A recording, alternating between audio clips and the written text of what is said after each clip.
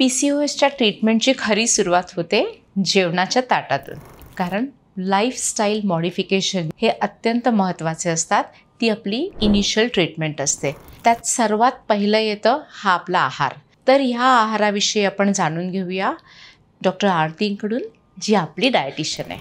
आता आपण जेव्हा PCOS म्हणतो तेव्हा एक बराच कॉम्प्लेक्स फिनॉमिनन असतो. तर बऱ्याच साऱ्या हॉर्मोनल चेंजेस आणि फिजिओलॉजिकल चेंजेसमध्ये आपण जात असतो. तर काही महत्त्वपूर्ण मुद्दे आहेत. एक म्हणजे सगळ्यात पहिल्यांदा आपल्याला आपल्या वेट लॉसवरती फोकस करायला पाहिजे. फॅट्स आपले कमी करायचे आहेत.